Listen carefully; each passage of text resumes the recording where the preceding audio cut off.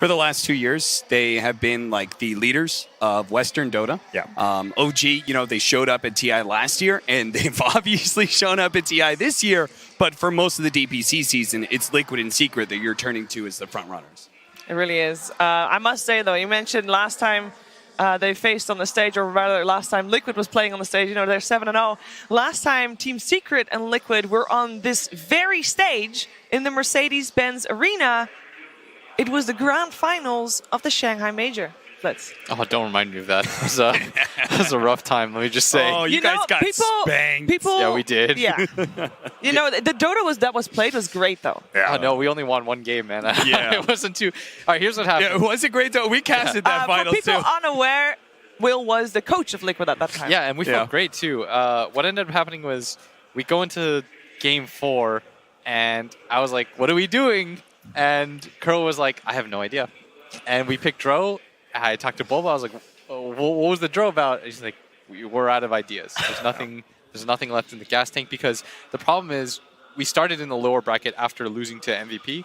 Once you have to make that climb, everyone starts figuring you out, and every potential opponent on the way is just danger. You have to. There's no holding back strats. There's anything you have left in the tank.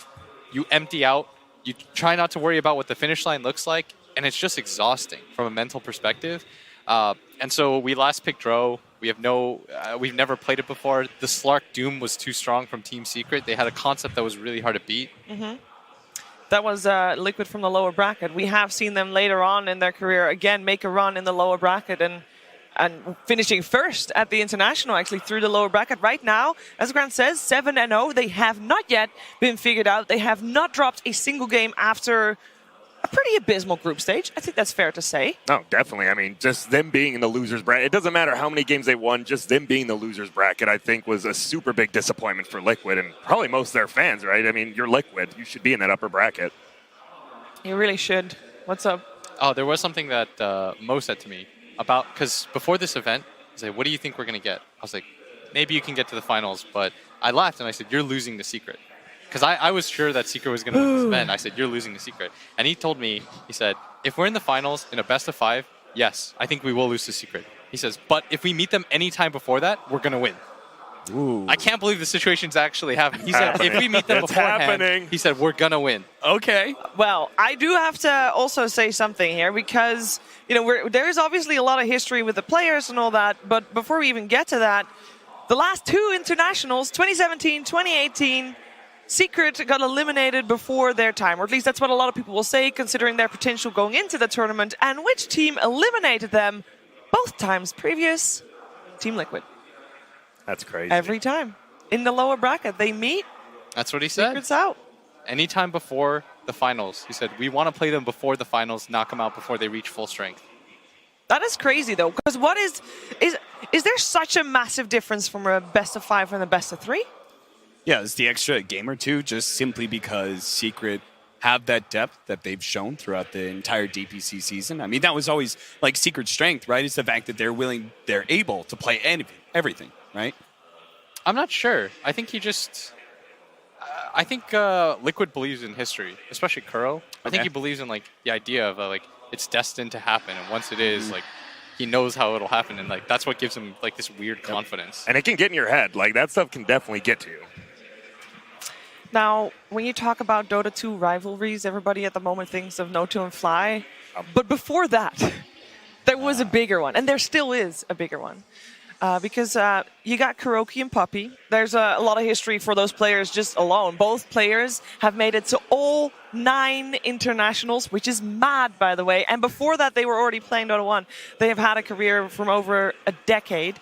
They play together a lot.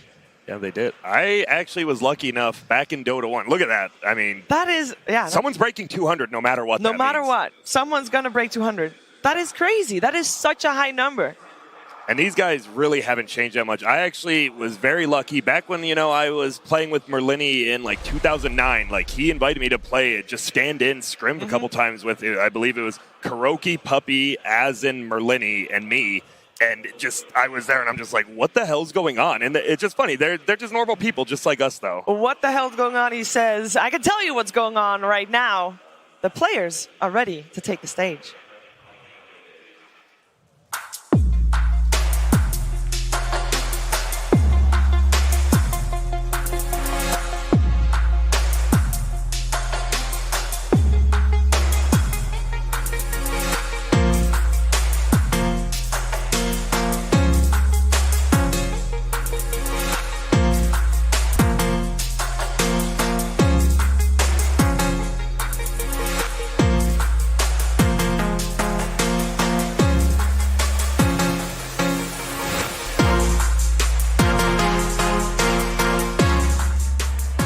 Secret is a favorite coming into the International 2019, or maybe they were the favorite, because even though they crushed it in the group stage, they did show some weakness on the main stage, dropping down to the lower bracket, having some tough matches against a lot of different opponents. Although this morning, when they played Vici Gaming, it felt like something had changed, something has clicked. I feel like this Team Secret is ready to face their ultimate challenge so far. Team Liquid.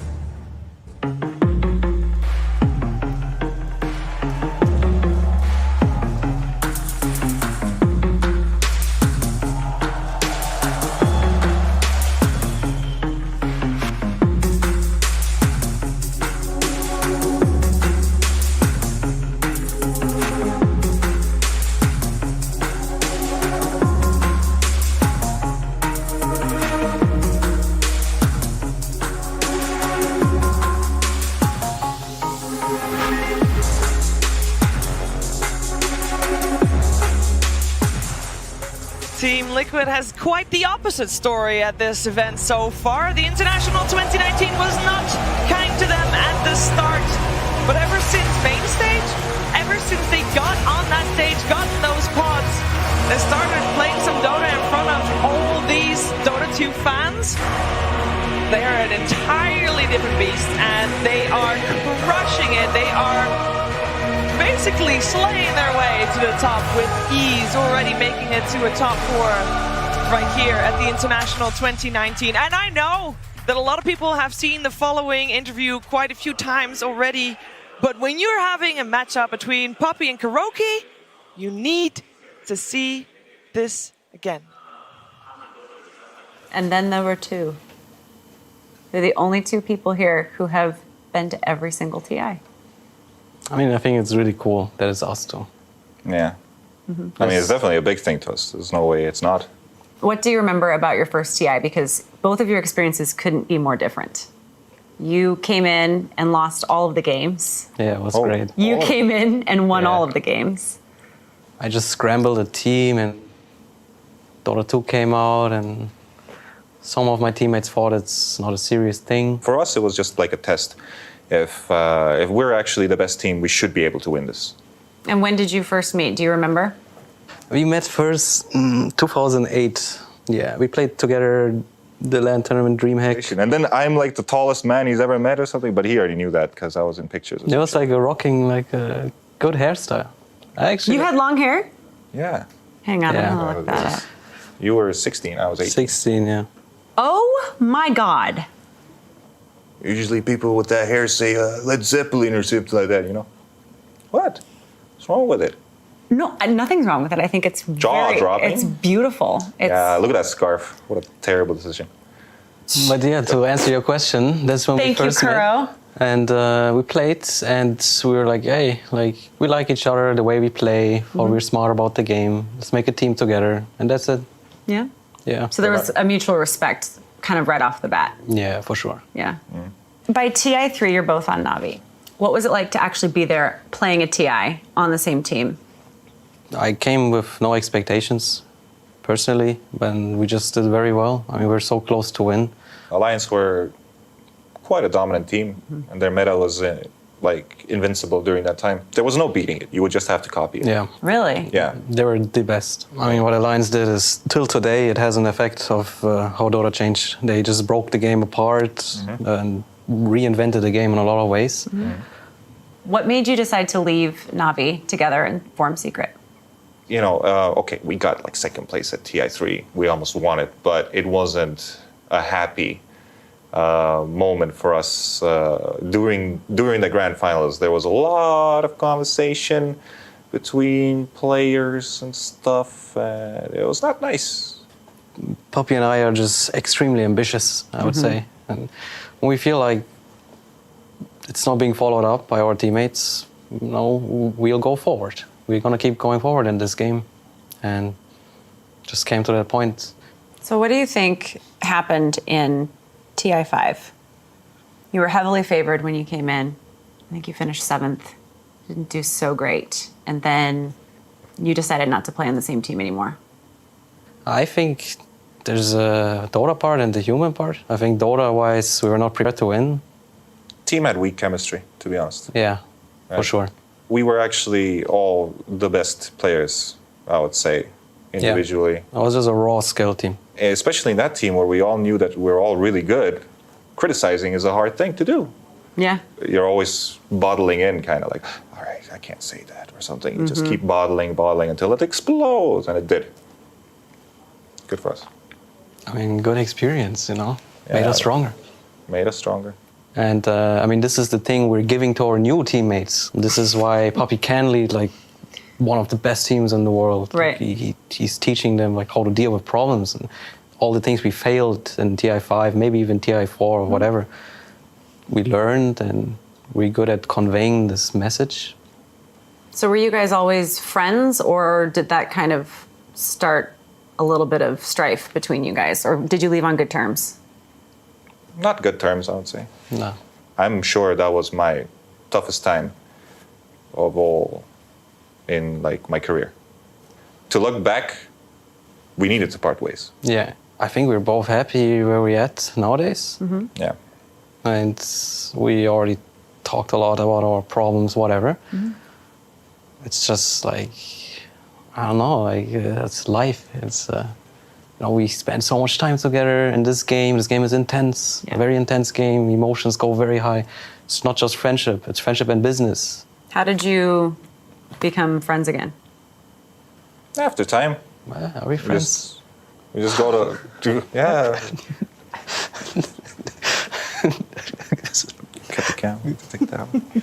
Happy to be here. Me too. And it's cool that we're doing this. Yeah, it is really cool. It is really cool that they are doing this on the main stage here in front of a crowd. Team Liquid, Team Secret, both these captains extremely ambitious, as they said. And actually, I want to point out that broken up friendship resulted in one being a TI champion and the other one not yet, maybe. You know, still successful though. Yeah, super dominant. And I think that, you know, it's funny just the way that Casey prefaces the question, right? It's like there's the expectation that like everything will resolve itself. But the thing is that Dota is such an intense experience. And sometimes your friendships can go through experiences that break them. And it's not very easy to put them back together. And, you know, that's okay. Sometimes these experiences get broken down, and it is something that both Kuro and Puppy have learned from. And now they've become some of the best leaders that Dota 2 has. So Maybe not best friends, but definitely respecting respecting of each other. absolutely. For sure, yeah. Absolutely.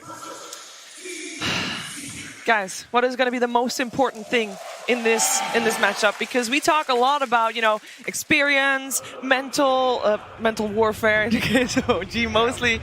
What is the most important factor in this game? Is it going to be the heroes? Is it going to be the mindset? What are we looking for here, Grant? I think it goes like hero-wise. I think it's just play style, right? We actually saw through most of the early stages of Secret's tournament, they were just drafting the Omega late game. And then in the last series, they're fine playing early game. And I think it goes back to Blitz timeout, BO3, BO5. They're showing they can play every single style of Dota. So it's, do we want to play early game? Do we want to play late game? That is the question. Any final words, Will?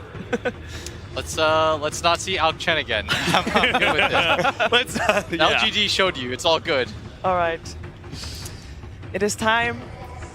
Game 1 is about to kick off here between Team Liquid and Team Secret on the main stage of the Mercedes-Benz Arena. Team Liquid versus Team Secret. Game 1.